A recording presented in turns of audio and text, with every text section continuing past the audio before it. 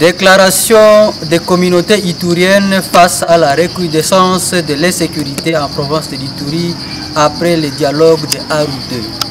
Nous, membres de l'Union des associations culturelles pour le développement de l'Ituri, INADI en sigle, regroupant les 21 communautés itouriennes réunies en Assemblée générale extraordinaire le 23 juillet 2025 au parc de jeux Pacifique en ville de Bunia, avons procédé à une analyse approfondie de la situation sécuritaire actuelle de la province de l'Ituri, marquée par une recrudescence alarmante de violences armées depuis 13 juillet 2025. À l'issue de cette assemblée, les observations et constats suivants ont été dégagés. 1. Le processus de paix de Aru 2, bien que salutaire, n'a pas inclus tous les groupes armés et rebelles, notamment la Convention pour la Révolution populaire, CRP, créant ainsi une brèche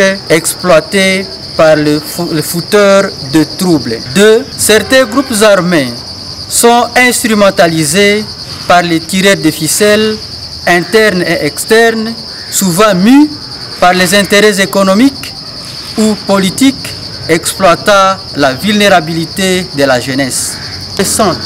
Des éléments présumés CRP contre les forces armées FARDC à Padolé ayant coûté la vie aux éléments de la garde républicaine, une provocation directe à l'autorité de l'État suivie de la réplique incontrôlée avec des conséquences sur la population civile. 3. Des messages d'intoxication, des haines communautaires et des citations à la violence prolifèrent dans les réseaux sociaux, enveniment les tissus sociaux et attisent des tensions ethniques. 4. Des propos incendiaires du porte-parole de l'armée en Ituri, lieutenant Gilles Ngongo, sur la radio RTFI, nous citons « Vous avez allumé le feu, nous allons éteindre avec de l'essence. » ont ravivé les tensions et sémé la peur au sein de la population. 4. Des confusions et suspicions rebondissent au sein des groupes armés de l'Ituri suite aux déclarations sur les côtes X du chef d'état-major de l'armée ougandaise. Des gradations de relations civilo-militaires dans les zones en conflit après le passage des éléments de la Codeco et pillage de certains éléments de FARDC, centre de l'OPA et NISI. 5. Les incursions des éléments de la Codeco, soi-disant en appui au FARDC pour traquer la CRP dans les localités de l'OPA, de l'Indji et NISI, qui se sont concrétisées sous l'œil impuissant des forces régulières et de la MONUSCO, ont occasionné d'importantes pertes en vies humaines et matérielles ainsi que la profanation de l'église catholique de l'OPA. 6. Des milliers de personnes ont été forcées de fuir leur village, exacerbant une situation humanitaire déjà critique, sans réponse adaptée de l'État ni des partenaires humanitaires. 7. Inaction des éléments de l'armée ougandaise dans la zone de conflit en appui aux forces armées de la République démocratique du Congo, pourtant partenaires officiels dans la traque de groupes armés et ou rebelles, crée la confusion, les doutes et nourrit la méfiance au sein de l'opinion. Les ADF NALU imposent et font payer illégalement des jetons aux agriculteurs de 25 $ par hectare et 10 $ pour chaque ouvrier ainsi que 100 $ pour des exploitants forestiers, violant ainsi les droits économiques fondamentaux des habitants des territoires d'Irumu et de Mambasa. 8. Il en est de même dans les territoires de Djouk, où les groupes armés et les éléments de forces régulières ont multiplié le rationnement de la population sur la RN 27 et les Trosso Iga Barrière Mabanga et Iga Barrière Mungwalu en exigeant des montants allant de $50 à plus de $100 pour les véhicules et de 10 000 francs à 30 000 francs pour les motards.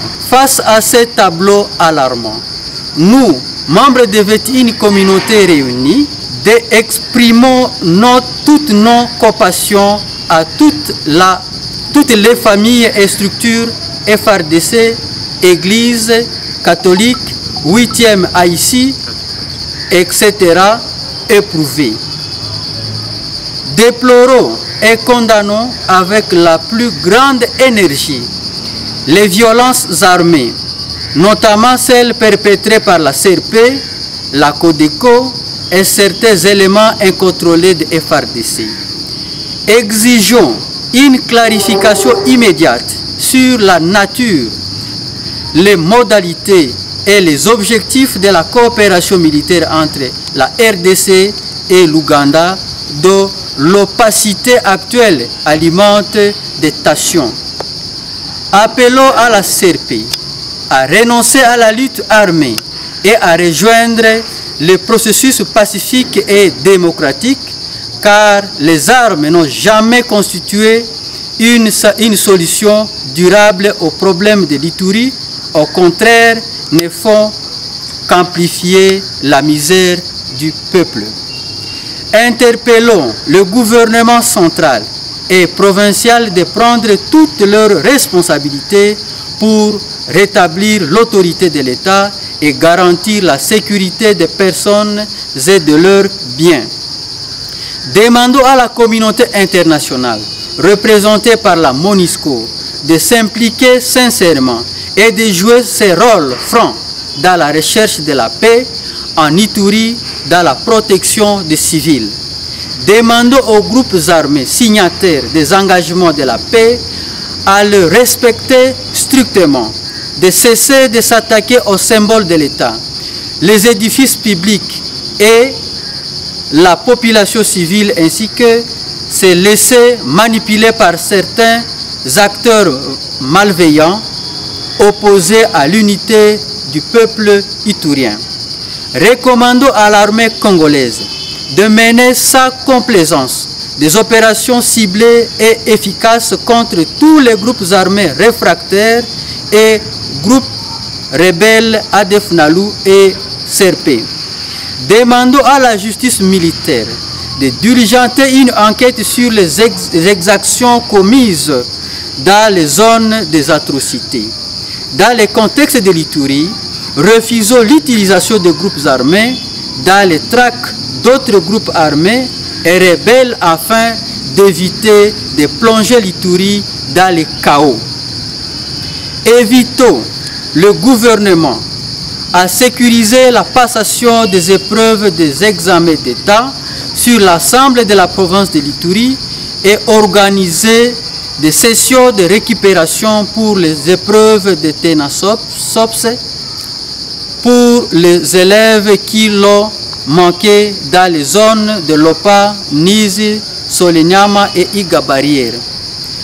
Enfin, appelons la population au calme, à la vigilance et à ne pas céder aux discours haineux ou manipulatoires diffusés par des individus non mandatés et surtout de se désolidariser des groupes armés et de rebelles.